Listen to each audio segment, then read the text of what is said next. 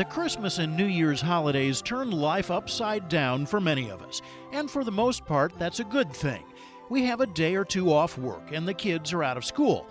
Maybe relatives from out of town are staying in the spare bedroom, and there's enough food in the refrigerator to feed an army, just waiting to be prepared. But when families gather over the holidays and we're out of our routines, we can also get into trouble. Then it becomes the job of your local hospital emergency department. What pretty much happens on those kind of holidays like Christmas and New Year's is sort of sports-related injuries when people decide to maybe have that annual pickup game of basketball or football outside. It's a weekend warrior thing, so they develop sprains and strains of muscles or broken bones. Dr. Christopher Mikos is a longtime emergency physician in Connecticut. Another one of the common injuries is when families gather around that Christmas table and they decide to slice up the turkey or the ham. And then we get those injuries when they're using the electric carving knife or just the regular steel blade, and they get a little clumsy or a little bit careless in trying to slice up that holiday dinner. And then people sustain the lacerations and the cuts that usually require some surgical repair in the ER. As you might expect, the pattern is a little different a week later. Naturally, when you talk about New Year's, that's when people unfortunately do stupid things like party too much and drink too much, get themselves involved in unfortunate car accidents, or the next morning when they come in badly dehydrated and hungover and need some medication to help overcome that constant vomiting and that dehydration and get some fluids in them. During the holidays, especially after Christmas dinner, Mikos also sees an influx of out-of-towners who should have been in to see their local doctors long ago. It's not the best place to go, and a lot of these people are visiting from out of town, so they're going to an unfamiliar area. We're not able to get in touch with their private physician that's been following them or have access to their medical records, maybe a cardiogram that they've had at another hospital or a private doctor's office, a complete list of their medications. But I think people put it off because of fear. It's very natural. A lot of complaints are not serious.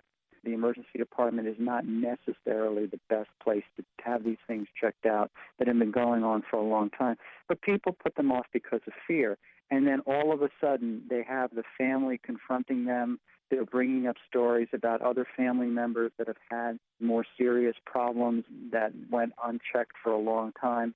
And then they said, okay, to sort of appease their family, they'll come into the emergency department. The patient showing up may live hundreds of miles away and have a condition that could have been easily treated months ago. But Mikos credits families for giving a push to get treatment at all. You get large family get-togethers, and there's always a conversation at the dinner table. Oh, how have you been? What's new? How's your health been? And the common discussion about, oh, I've been having maybe chest pain, or I've been having a chronic cough, meaning a cough for a long period of time. And there's that family concern about, oh my gosh, sounds serious, you should get that checked out. Or remember Aunt Martha had that and look what happened to her. So that conversation prompts people to suddenly wake up and say, well, maybe I should get that checked out.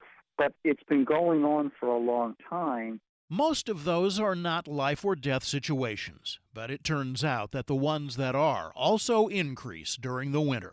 When cold weather comes, deaths increase, and Mikos says snow is often to blame. People decide to go outside and shovel when they shouldn't. Certainly that puts the tremendous stress on the heart, the physical activity, and also the cold weather really is what brings in most people for the condition of heart attacks. However, the wintertime increase in deaths doesn't happen just in snowy New England or in the frozen tundra of the Dakotas.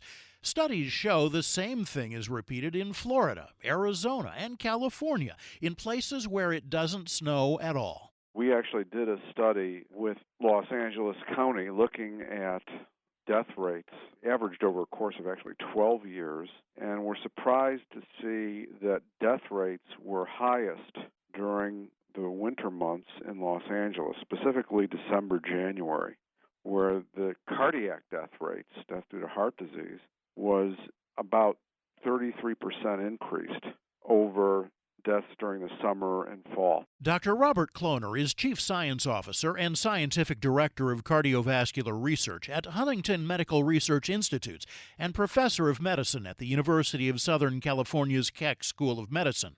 He says that deaths start to rise right around Thanksgiving, and doctors don't really know why. He says it's possible that small changes in temperature can make a big difference. Now, there are changes in the climate here in Los Angeles. It is cooler during the winter, but it's not that much cooler during the winter than other times of year. But there are changes in the temperature that occur here, so it is colder during those months as well. And we thought that that might still explain the phenomena because it's known that during the cold that there are changes in physiology, so that blood vessels tend to be more clamped down during the cold. Blood clots tend to occur easier during the cold, and people might exert more energy during the cold. But it's not just the general wintertime increase in deaths that has doctors scratching their heads. It's those few particular days when sudden death rates are worst, every year, almost without fail. December 25, December 26, and January 1st have more dead-on-arrival deaths, more emergency department deaths than on any other day of the year. Dr. David Phillips is a professor emeritus of sociology at the University of California at San Diego. Above and beyond the normal winter increase, there are these separate spikes in deaths for Christmas and New Year, above and beyond the normal increase. So if you look at the graph of mortality for cardiac deaths and non-cardiac deaths, you'll see that there's this kind of a hill in the middle where winter occurs, but on top of that hill there are like two antennae, one for Christmas and one for New Year. The spike in deaths during the holidays was originally dubbed the Merry Christmas Coronary, thanks to Kloner's pioneering work documenting cardiac events. But since then, Phillips has published studies in the journals Circulation and Social Science and Medicine showing that it's not only heart attacks and strokes that spike when we're opening Christmas presents or watching the Rose Bowl on TV. Everything is up. It's amazing. Take the most common kinds of natural causes of death. They're all spiking in the dead on arrival and ED, emergency department categories. They're all spiking on Christmas and on New Year. One factor that could explain the spike in emergency room deaths is that a trip to the hospital is simply an inconvenience at Christmas dinner, so a life that could ordinarily be saved gets help too late. People sometimes delay seeking medical attention during the holidays. In other words, there's this concept, well, I'll wait till after the holidays are over, and that might be dangerous. In other words, if you put off seeing someone for the chest pain you're getting at a family dinner or something like that, you say, well, I'll wait till after the dinner, I'll wait till after the holidays. That delay in seeking medical help could possibly contribute to this phenomenon of increased cardiac deaths around the holidays. But why would people be having more critical health problems in the first place right around the holidays? Doctors have a whole catalog of possible causes, but no explanation for everything. Well, it can't be just winterness because this increase is above and beyond the normal increase in winter. And actually the increase is smaller in the northern states than in the southern states. You'd expect that if it was just winter, the effect would be bigger in the northern states. It's unlikely to be psychological stress induced by the holiday because nobody has demonstrated that psychological stress can produce a sharp, sudden spike in deaths from pretty near every major cause on Christmas and then a separate spike on New Year. You might possibly get a spike from this cause of death or that cause of death from psychological stress, but it's unlikely that you would get one from cancer and other causes of death also. The flu may also be a factor.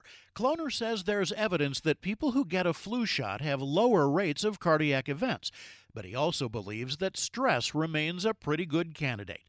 Some people can relax during the holidays, but many others find them anything but restful. They can be stressful. Sometimes you're facing family members you may not have seen for a while, this sort of thing. People expect you to purchase presents, so there's a financial burden. If you're like me, I hate shopping, so going into the malls and find parking and running around the malls to me is not something that is a lot of fun. Then we top off our stress with some of the most unhealthy eating of the year. We know that there's a tendency to take in more salty foods often during the holidays, and salt can lead to an increase in water retention, which can be certainly bad for our heart failure patients.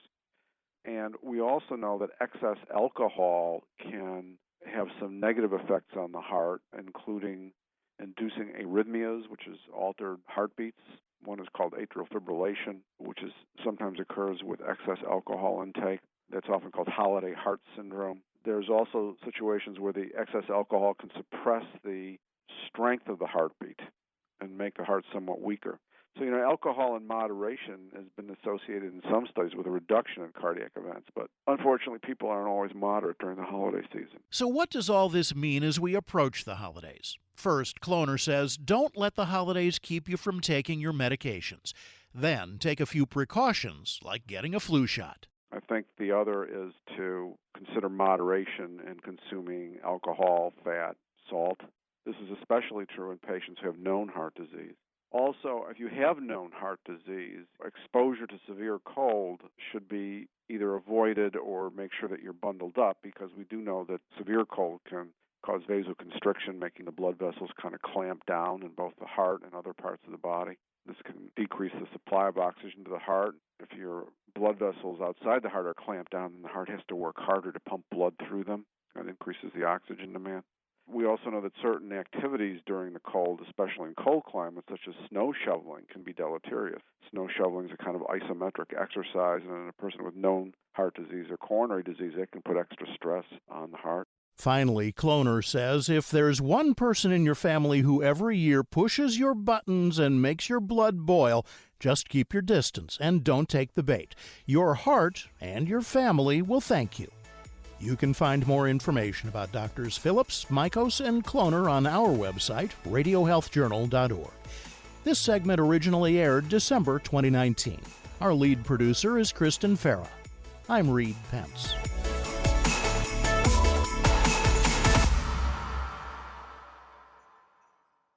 Coming up next week on Radio Health Journal.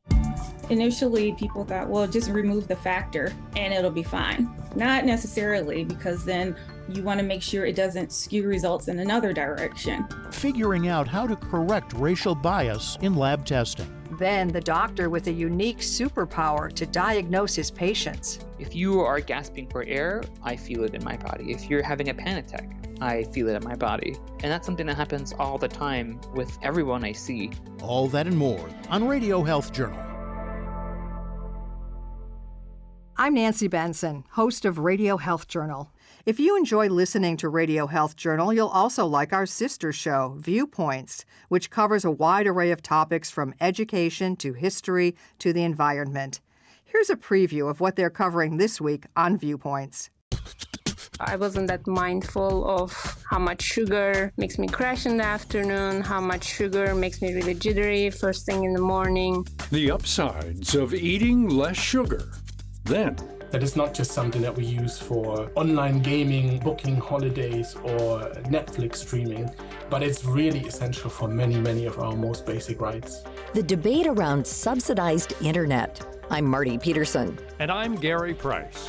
These stories in depth this week on your public affairs magazine, Viewpoints. Listen to Viewpoints on your favorite radio station and subscribe and listen to shows anytime on Apple Podcasts and Google Play. And that's Radio Health Journal for this week. Follow us on Twitter, Facebook, and Instagram to learn more. And check Apple Podcasts, Google Play, and Spotify for a library of past programs. Plus, you'll always find previous segments and information about our guests at radiohealthjournal.org. Join us again next week for another edition of Radio Health Journal.